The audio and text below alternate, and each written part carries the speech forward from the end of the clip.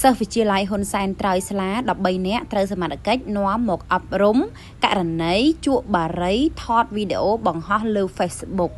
ក្នុងចំណោម13នាក់ហ្នឹងគឺមានភេទស្រី5នាក់ឯងចាភេទប្រុស8នាក់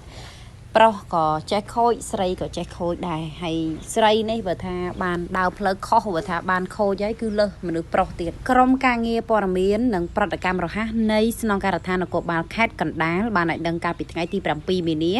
ឆ្នាំ2028ថាក្រោយពីទទួលបានព័ត៌មានករណីយុវជនមួយក្រុមដែលជាសិស្សសាលាស្លៀកពាក់ឯកសណ្ឋានសិស្សសាលាជក់បារីថតវីដេអូបង្ហោះក្នុងបណ្ដាញសង្គមលោកឧត្តមសេនីយ៍តូឈឿនសុចិត្តស្នងការនគរបាលខេត្តបានបញ្ជាដល់កម្លាំងជំនាញផ្នែកនគរបាលយុតិធធស្រុកស្អាងសហការជាមួយនឹងកម្លាំងប៉ុស្តិ៍នគរបាលរដ្ឋបាលត្រើយស្លាបានចុះស្រាវជ្រាវករណីនេះនិងឃាត់បានសិស្សចំនួន13នាក់ផងដែរករណីសិស្សសាលាស្លៀកពាក់ជាសិស្សប្រមូលផ្ដុំគ្នាជក់បារីរួចហើយថតវីដេអូបង្ហោះតាមបណ្ដាញសង្គមប្រព្រឹត្តកាលពីវេលាម៉ោង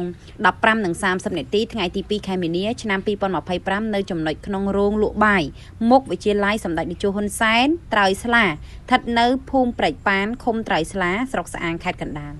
សិស្សទាំង13នាក់រួមមានទី1ឈ្មោះមករា1ឆេងភេទស្រីអាយុ13ឆ្នាំមុខរបរសិស្ស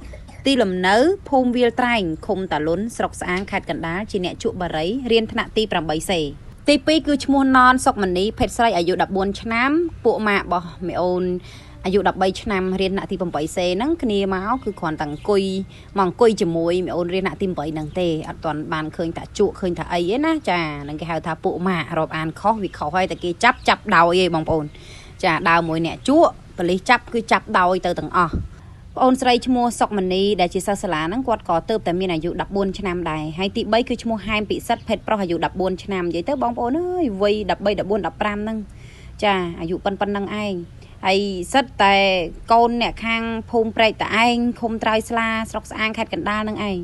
ក៏មករបៀបថាអង្គុយជាមួយនឹងគេអ្នកជក់ហ្នឹងណាហើយប៉ូលីសចាប់ដោយអញ្ចឹងទៅ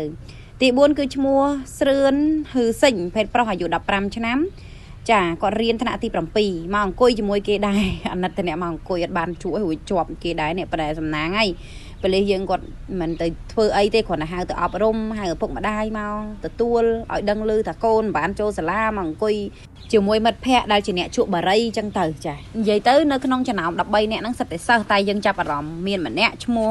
ថាំងភេទប្រុសអាយុ16ឆ្នាំហ្នឹងមុខរបរអត់ពិតប្រាកដទេចាមិនមែនជាសិស្សទេអញ្ចឹងសង្ស័យម្នាក់ហ្នឹងឯងជាអ្នកអូសទាញហើយគាត់ហ្នឹងគឺជាអ្នកថតបង្ហោះតាម Facebook ឥឡូវរត់គេចខ្លួនទៀតចឹងមិនថាប៉ាម៉ាក់ដែលយើងមានកូនអ្នករៀនអ្នកសូត្រនៅថ្នាក់អនុវិទ្យាល័យហ្នឹងគឺយើងត្រូវប្រយ័ត្ន